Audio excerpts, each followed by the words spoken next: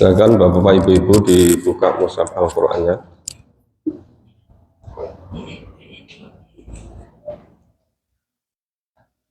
Kita lanjutkan surat ke-58.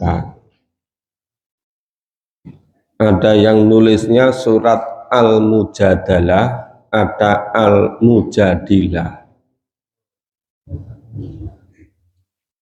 Sama saja. Kalau terbitan dari Saudi, dari Arab Saudi, standar Kementerian Agama ini nulisnya surat Al-Mujadilah. Kemarin pagi sampai ayat 10. Pagi ini kita lanjutkan ayat ke-11. Ibu-ibu sudah ketemu? Sekarang ibu-ibu mencarinya lebih cepat dari bapak-bapak. Saya baca perpotong, bapak-ibu mendengarkan, kemudian menirukan. A'udzu billahi minasyaitonir rajim. A'udzu billahi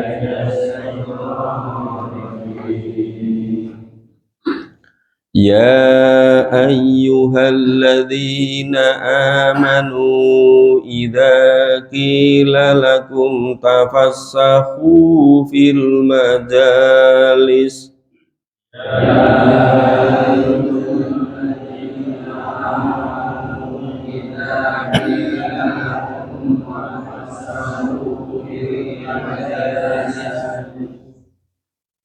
Tafassahu fil majalisi fafsahu yafsakillahu lakum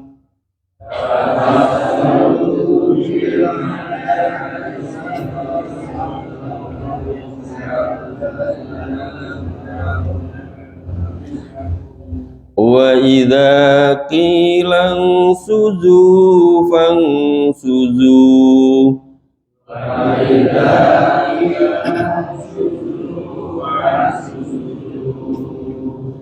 Yarfa'illahu alladhina amanu minkum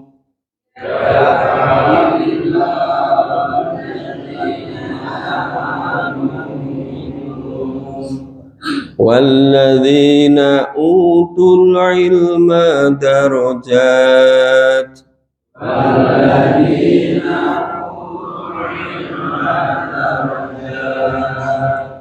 Wallahu bima ta'maluna khabir.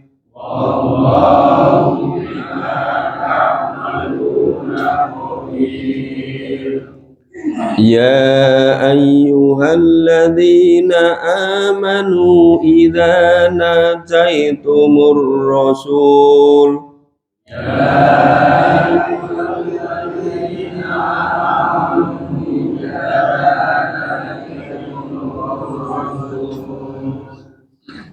Idza najaitumur rasula faqaddimu baina yaday najwakum shadaqah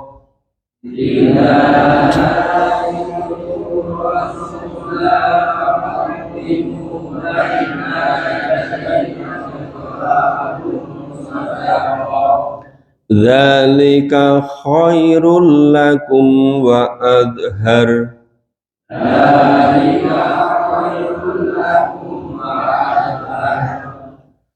Fa illam tajidu fa innallaha ghafurur rahim.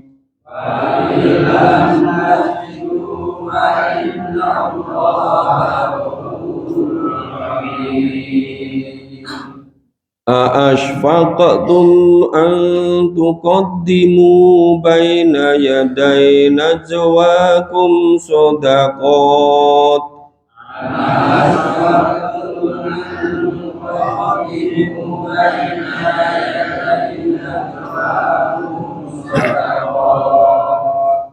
فإذ لم تفعلوا وتاب الله عليكم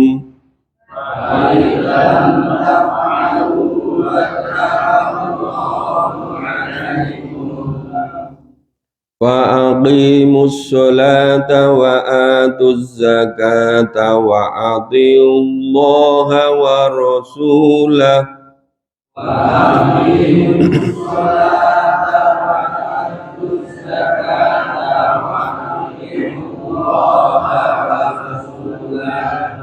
والله خبير بما تعملون.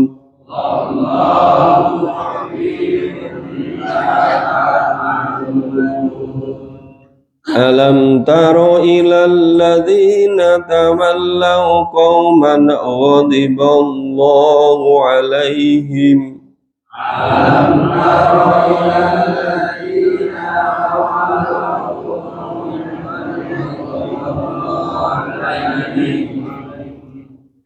ma hum minkum wala minhum wa yahlifuna 'alal kadhibi wa hum ya'lamun.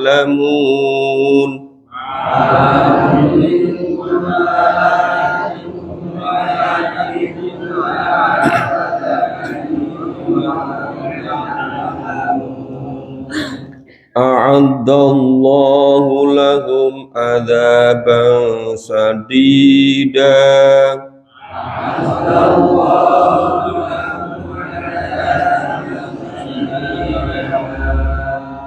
innahum sa'a ma kanu ya'malun.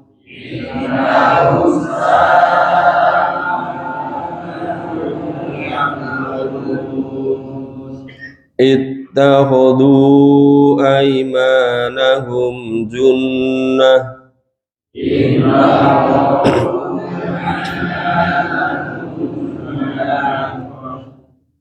fasaddu an sabilillahi falahum adzabun muhin.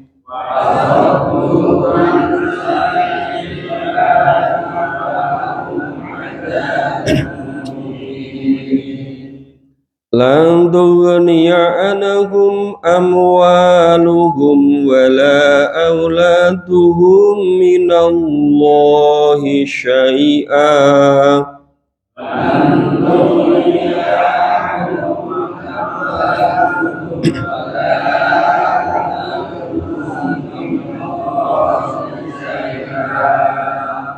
ulaika ashabun nari hum fiha khalidun.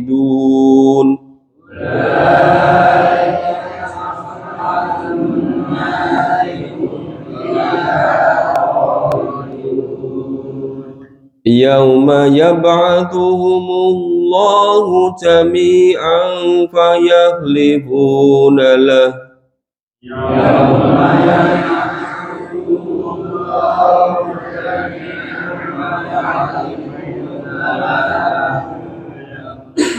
kama yahlifuna lakum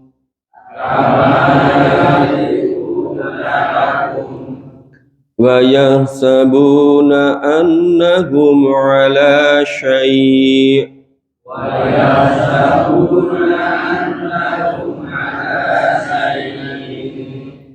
ala innahum humul kadhibun.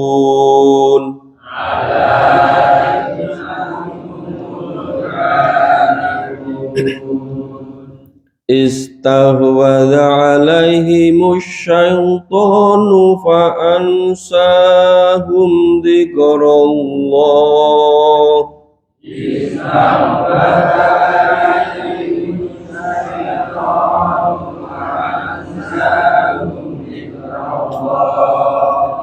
ulaika hizbus syaitan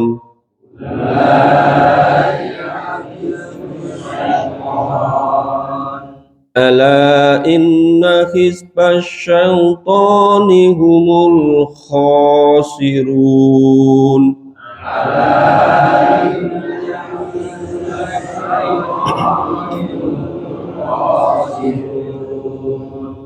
Innalladzina yuhadduna Allah wa rasulah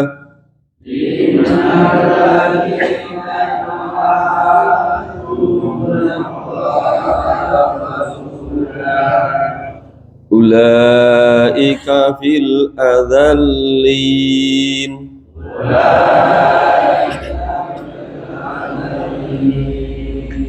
kadaballahu la aghlibanna ana wa rusuli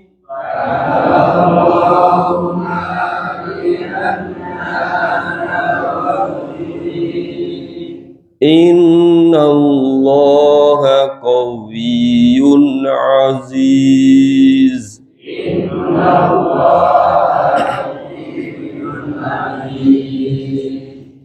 La tajidu qauman yu'minuna billahi wal yawmil akhir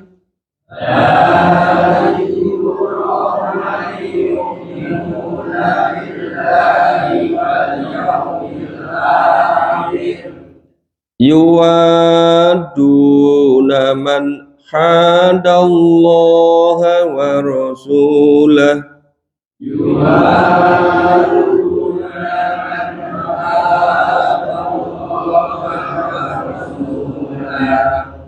walau kanu aba'ahum au abna'ahum au ikhwanahum au ashiratahum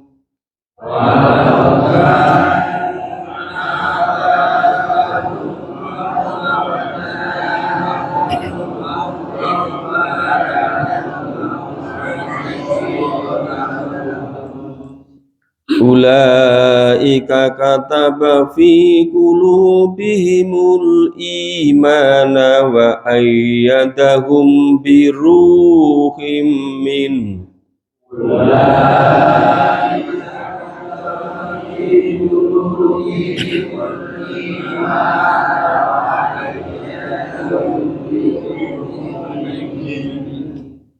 wa yudkhiluhum jannatin tajri min tahtihal anharu khalidina fiha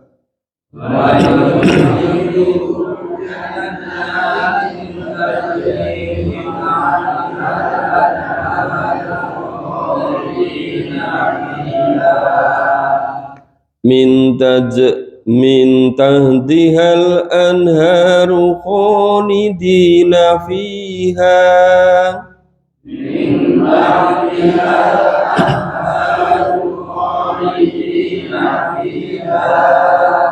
radhiyallahu anhum wa radu anhu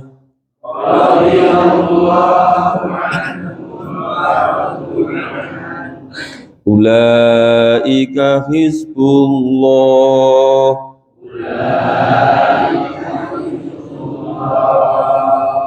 ala inna hizballahi humul muflihun.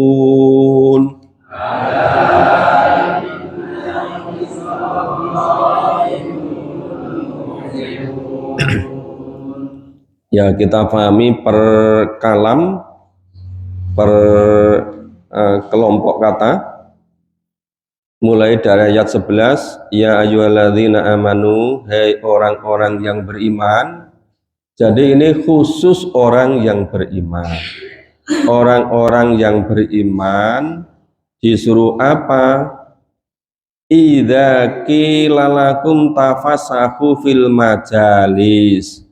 Apabila dikatakan kepadamu berlapang-lapanglah di dalam majelis, ya, fafsahu yafsahillahu lakum, maka lapangkanlah, niscaya Allah akan memberikan kelapangan padamu. Ini seringkali dipahami ini sebagai adab sopan santun cara di majelis Nabi. Tapi ada yang memahami lebih luas. Ini cara bagaimana kehidupan umat Islam dalam hal Nabi dengan para sahabat, dalam hal pimpinan dengan yang dipimpin dalam Islam. Maka ini faidaki lang suzu fang suzu, maka beda katakan kepadamu berdirilah, maka berdirilah kamu. Yarfa'illahu alladhina amanu minkum, niscaya Allah akan meninggikan derajat orang-orang yang beriman di antara kamu. Jadi tadi yang diseru khusus orang yang beriman. Orang yang beriman itu harus mengikuti apa yang dituntunkan Allah dan Rasul. Kalau diperintahkan untuk berlapang-lapang, ya berlapang-lapanglah kamu. Jika diperintahkan berdirilah, maka ya berdirilah kamu. Niscaya Allah akan meninggikan derajat orang-orang yang beriman di antara kamu. Waladina utul ilma darajat, dan orang-orang yang diberi ilmu juga akan ditinggikan derajatnya. Jadi yang memperoleh derajat yang tinggi itu, yang sempurna itu ada dua, satu iman, yang kedua berilmu. Nah, kalau iman saja ya tinggi derajatnya, cuma karena tidak sadar pada ilmu, ya tentu tidak sehebat yang dilengkapi dengan ilmu. Orang yang berilmu tetapi tidak ada iman, itu di dunia derajatnya luar biasa, tetapi bisa membuat kehancuran. Orang yang berilmu membuat teknologi tinggi, membuat nuklirnya untuk ngebom, hancur semua kan? Orang yang berilmu tinggi digunakan membuat skenario, membuat alat yang canggih, itu WTC 2001 ya. Ya, 11 September 2001. Itu sudah dirancang demikian rupa, itu dibikin seperti ada pesawat yang nabrak WTC, padahal itu hanya remote itu sudah dipasang di situ peledak yang luar biasa. Tidak pernah ada namanya pesawat bisa menghancurkan konstruk bangunan yang secanggih itu, nggak pernah ada. Itu semuanya by design bertahun-tahun. Nah, diledakkan yang terburu sekian banyak. Nah, yang dijadikan biangnya itu dianggap orang Islam. Orang Islam sudah dianggap jadi teroris, padahal nggak tahu menahu. Ya sama kan ketika tahun 1990 itu Presiden Amerika George Bush senior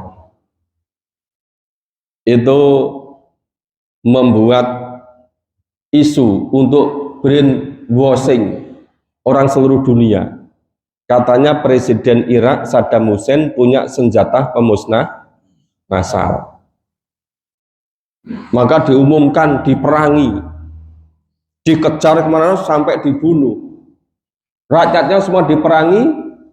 Irak, negara yang dulu simbol dari kejayaan peradaban Islam, namanya kota 1001 malam, semuanya dihancurkan, semua dilumatkan, diratakan dengan tanah. Apa Saddam Hussein punya senjata pemusnah massal? Ya tidak. Itu hanya untuk brainwashing. Itu teknologi yang canggih tetapi bikin hancur. Nah, sekarang canggihnya ilmu ekonomi, dibikin namanya ilmu ekonomi ala kapitalis materialis, namanya bunga berbunga. Maka ada yang mengatakan bunga berbunga itu termasuk keajaiban dunia. Jadi bunganya jadi induknya lagi, induknya berbunga-bunga jadi induk lagi, terus begitu bunga berbunga. Ini yang betul membuat adzaban mudha'afan. Yang kaya semakin kaya, yang miskin semakin miskin. Dalam Islam namanya harta itu sepenuhnya untuk keadilan, untuk kemakmuran. Seperti dalam Pancasila itu, keadilan sosial bagi seluruh rakyat Indonesia. Jadi ilmu pengetahuan yang tanpa iman itu bikin kehancuran nggak keruan. Mereka sudah punya sekali, misalnya sudah sekian tahun yang lalu dirancang, kelihatannya penduduk dunia ini kok udah terlalu padat, terlalu crowded ini. Cari cara supaya penduduk dunia itu kira-kira berkurang sepertiganya. Yang tinggal di dunia kira-kira tinggal 2/3. Dibikin apa? Ya mereka bikin di berbagai laboratorium, di enrich berbagai virus pakai teknologi tinggi, di enrich, dikembangkan. Ya namanya saintis, namanya ilmuwan itu kan. Ya. Mereka adiluhung, mereka derajatnya tinggi, cuma di dunia ini. Di akhirat ya tinggal terima balasannya. Terlalu panjang keterangannya. Wallahu bima ta'maluna khabir. Dan Allah Maha mengetahui. Nah ini. Jadi kalau kita ingin menjadi orang beres dunia dan akhiratnya, syaratnya 2. Yaitu iman dan ilmu. Kami iman dan ilmu untuk amal soleh. Tuh. Ayat 12. Ya ayyuhalladzina amanu. Ini Bapak Ibu, gimana ya caranya supaya kita itu betul-betul bisa menjernihkan hati kita. Karena Allah berfirman, la yamassuhu illal mutahharun. Al-Quran ini tidak akan pernah bersemayam tinggal kecuali pada hati yang bersih. Nah, karena pada umumnya orang di dunia ini kan ingin menguasai Al-Quran. Al-Quran diatur demikian rupa. Bisa nggak kita balik? Bagaimana supaya hati kita, diri kita itu dikuasai oleh Al-Quran, dikuasai oleh Allah, diatur, dicontohkan oleh Rasulullah. Jadi kita balik 180 derajat, bisa enggak itu? Yang selama ini manusia ingin menguasai Al-Quran, tapi sekarang kita balik, bisa enggak? Diri kita biar dikuasai oleh Al-Quran, biar diri kita ini diatur oleh Al-Quran. Diri kita ini yang diatur oleh Allah. Kita menyiapkan diri. Kalau enggak nanti berat coba ini. Ya ayyuhalladzina amanu, orang yang beriman, idza najaitumur rasul, jika kamu ingin ada kemauan, ada pembicaraan khusus dengan Rasul, ingin ngaji pada Rasul, ingin pengenalan pada Rasul, faqadimu baina yadai najwakum shadaqah. Maka bersodakohlah kamu lebih dulu sebelum ngaji pada Rasul, sebelum konsultasi pada Rasul. Allah perintah suruh sodakoh. Loh kenapa kok sodakoh ini? Coba. Dzalika khairul lakum wa athhar. Sebelum ngaji pada Rasul, mengeluarkan sodakoh itu lebih baik bagi kamu dan itu membersihkan. Membersihkan apa? Tadi mungkin ada pikiran kita yang kurang jernih, kurang murni, kurang 100% lillah itu. Dengan sodakoh untuk membersihkan. Jadi sodakoh itu 2, lebih baik bagimu dan untuk membersihkan. Loh ini kalau kita nggak betul-betul siap, ini repot semua itu. Maka Al-Quran itu betul-betul menakjubkan. Padahal kita baru mulai juz ketiga loh ini. Sudah demikian rupa. Sudah masuk ke mulai relung-relung yang begitu. Makanya kenapa dulu umat Islam itu begitu memahami Al-Quran, itu betul-betul menjadi uswah hasanah. Ya hebat segala-galanya. Karena demikian ini aturannya. Nah itu. Terus fa'ilam tajidu, dan jika kamu tidak mempunyai, tidak mendapat apa yang disodakohkan, fa innallaha ghafurur rahim, maka sungguhnya Allah itu maha pengampun dan maha rahim. Kenapa kok dikatakan Allah Maha Pengampun? Karena diperintahkan untuk sedekah. Sedangkan tidak punya kemampuan, ya nek ra mampu, Gusti Allah Maha Pengampun. Allah Maha kasih sayang, gitu loh. Jadi aslinya itu setiap dari kita diperintahkan untuk sedekah. Tapi kalau nggak mampu, ya sudah, Allah Maha Pengampun dan Allah Maha Pengasih. Loh, kurang lapang apa gitu kan? Nah, terus ayat 13. Asfaktum antuqaddimu baina yadaina najwakum sodakot. Ya. Apakah kamu khawatir atau takut menjadi miskin karena kamu memberikan sodako sebelum ketemu Rasulullah? Ngopo sebabnya kok ora gelem sodako? Apa khawatir engko nek dadi miskin? Nah, coba itu. Ini kalau kita nggak betul-betul bersih, repot sekali loh. Coba gimana? Hidup sekarang itu namanya apa ya? Rezeki penghasilan itu nggak mudah loh Bapak Ibu. Wet-wet cilik sekolah berusaha sepandai mungkin, serajin, sepintar mungkin supaya sekolah dasar itu menjadi terbaik, juara terus, sanawiyah terbaik, aliyah terbaik, terus kuliah S1 tercepat terbaik, kuliah S2 juga begitu, S3 juga begitu, kemudian profesi karir sebagai ilmuwan, sebagai dosen, jadi profesor, untuk duit konyo dakohke rumongsone lagi golek-golek dhewe gitu loh. Berat kan? Ini berat kalau nggak betul-betul didasari oleh kemurnian hati. Nah, berbeda dengan rezeki yang tidak halal, tekone brak-bruk. Tetapi yang bikin sengsara dunia, apalagi di akhirat itu loh. Maka ini asfaktum antuqaddimu bana yadai najwakum sodako. Apa kowe iki khawatir engko dadi miskin nek kowe sedekah sadurunge ketemu Rasulullah? Itu loh.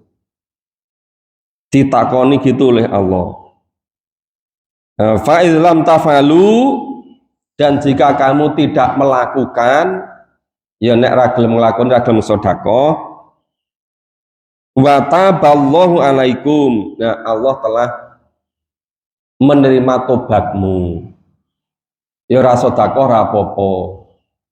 Gusti Allah sudah menerima tobatmu. Tapi diperintah apa? Wa aqimus shalah, dirikanlah salat.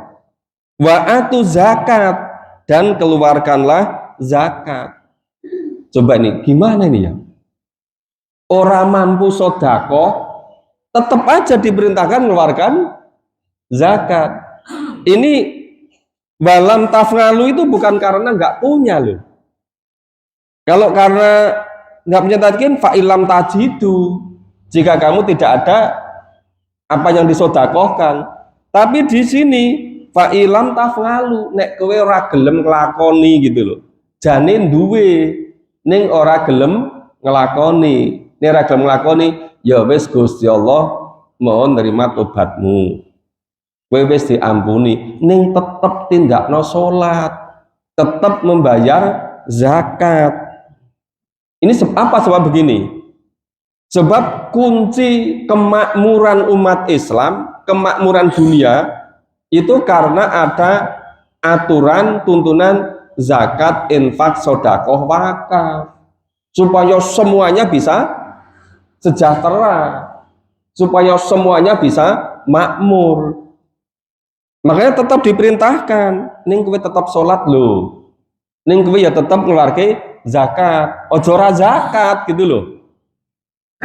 Terus wa'atullah wa rasul, dan taatlah pada Allah dan taatlah pada Rasul. Wallahu khabirum bima ta'malun, dan Allah itu Maha mengetahui apapun yang kamu kerjakan. Ora ono sing kelewat. semuanya akan dicatat oleh malaikat. Coba ini baru 3 ayat ini sudah demikian rupa. Nah, coba itu berikutnya. Alam taro ilal ladzina tamallau qauman ghadiballahu alaihim ma hum minkum wala minhum wa yahlifuna alal kadhibi wa hum ya'lamun. Ini lebih serius lagi. Alam taro ilal ladzina tamallau qauman ghadiballahu. Apa kowe kabeh ora gatekke wong-wong sing padha ndadekke wong-wong sing ghadiballahu, wong-wong sing dimurkai dening Allah. Orang-orang yang dimarah oleh Allah, orang yang diadab oleh Allah, itu dijadikan sebagai teman akrabnya. Loh, aneh kan? Nek neng periode Mekah, orang enak gini. Kan di Mekah itu simple, ya hanya orang Islam dan orang kafir dan musyrik. Tapi begitu di Madinah, wah itu isinya complicated, lengkap semuanya ada. Tapi yang paling sulit diwiradati itu orang-orang munafik gitu. Kenapa? Karena ya bersama Rasulullah gitu loh. Nah, maka ini untuk menjernihkan loh. Coba apa tidak kau perhatikan? Kok ada orang-orang yang menjadikan orang-orang yang sudah dimurkai oleh Allah tapi dijadikan teman akrabnya. Coba ini. Mahum minkum walaminhum. Lu padahal mereka itu bukan bagian dari kamu, kamu juga bukan bagian dari mereka. Seharusnya jelas loh. Orang iman itu tersendiri, orang munafik itu tersendiri. Ning kok iso wong-wong sing beriman menjadikan orang-orang yang sudah dimurkai oleh Allah menjadi teman akrabnya. Aneh tenan iki gitu loh. Nah, itu walal kadhibi wa hum ya'lamun. Nah, dan mereka itu bersumpah untuk menguatkan kebohongan kadhibnya. Wa yahlifuna alal kadhibi, mereka bersumpah untuk memperkuat kedustaannya tadi. Nah, padahal kan sebetulnya mereka mengetahui. Jadi hati kecilnya nurani ini itu bisa membedakan, ngerti. Sing iki mukmin iki, sing kafir iki, sing musyrik ini, sing munafik iki, ngerti jane. Ning do nekat itu loh. Diomongi yo angel. Orang mukmin itu berbeda dengan orang yang kafir, dengan orang musyrik, dengan orang munafik. Ning kok enek wong-wong mukmin berteman akrab dengan orang-orang yang jelas-jelas dimurkai oleh Allah. Bahasanya ini, coba ini kauman ghadiballah, kaum orang-orang yang dimurkai oleh Allah. Loh kok ya ono gitu loh.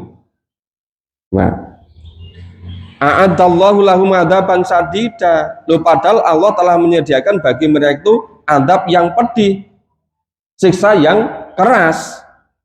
Innahum sa'a ma kanu ya'malun. Nah, sesungguhnya mereka itu amat buruklah apa yang mereka kerjakan. Itu gampang ini. Kowe iki aja melu-melu ngono. Aja melu-melu gabung wong sing wis di ghadiballah. Jangan berteman dengan orang-orang yang sudah dimurkai oleh Allah. Nah, siapa yang dimurkai oleh Allah itu? Ayat 16-nya ini, jelas sekali ini. Ittakhadhu aymanahum junnah. Mereka tadi, orang-orang yang ghadiballah, orang yang dimurkai oleh Allah tadi, mereka menjadikan sumpah-sumpah mereka sebagai perisai. Sepoto-sepoto. Orang aku yo malu-malu berbuat baik loh, gitu kan. Nah, tapi apa ini? Fasodu ngan sabilillah. Fasodu, mereka halang-halangi manusia dari jalan Allah. Nah, jalan Allah itu apa? Yang Quran ini. Mula kalau dulu abad ke-15, 16 mulai dari itu, nalika kebangkitan Eropa kepengen menguasai dunia Islam termasuk Nusantara, carane mung siji, ngedohke wong Islam dari Al-Quran. Selama Al-Quran ini masih bersama orang Islam, selamanya nggak pernah bisa dikalahkan. Mereka sudah nyoba berkali-kali, sejak perang Badar sampai perang Salib, ora pernah menang. Mula hanya satu caranya mengalahkan Islam, orang Islam dijauhkan dari Al-Quran. Maka mereka tempuh itu, nganti Belanda itu mengirim orang-orang terbaik ke Nusantara, termasuk ke Pulau Jawa ini, supaya mempengaruhi orang Islam biar meninggalkan Al-Quran. Nah sekarang hasil kerja mereka beratus-ratus tahun, sekarang malah orang-orang Islam sendiri yang menghalang-halangi dari Al-Quran dengan 1001 cara. Iya kan? Lo lagi kerungu, ayo nganak ke pengajian. Pengajian apa? Tiap minggu malam. Wah, pengajian kok tiap minggu. Wes ora seneng gitu loh. Lo padahal itu di surat Al-An'am 125. Ciri orang yang dapat hidayah itu begitu dengar kebaikan, dia lapang dada, dia seneng itu loh. Lah baru dengar, ayo pengajian kapan? Setiap minggu malam. Wes ora seneng itu. Menolak, menghalang-halangi orang supaya nggak pengajian. Nah, makanya di sini apa itu? Jelas sekali, fasodu ngan sabilillah. Mereka menghalangi dengan segala cara. Apa meneh krungu iki panjenengan apa? Setiap habis sholat subuh, oh wis ra iso nampa. Seminggu pisan wis kekerepen apa meneh setiap sholat subuh. Nah, coba gitu. Jadi yang fasodu ngan sabilillah sekarang orang-orang Islam sendiri. Semua sudah menjadi melebihi bahkan dari sunnah guru-gurunya dulu. Ya saiki masjid-masjid wis ra entuk dienggo kok. Iya kan? Hampir masal ini, bukan satu, bukan dua. Ini fasodu an sabilillah. Mereka menghalang-halangi dari jalan Allah dengan 1001 cara. Wong-wong iki piye carane supaya ora memahami Quran, dibentengi serapet-rapete gitu loh. Mulai akhirnya do glenikan, do rasanan piye carane supaya ora do ngaji Quran itu. Maka istilah fasodu ngan sabilillah.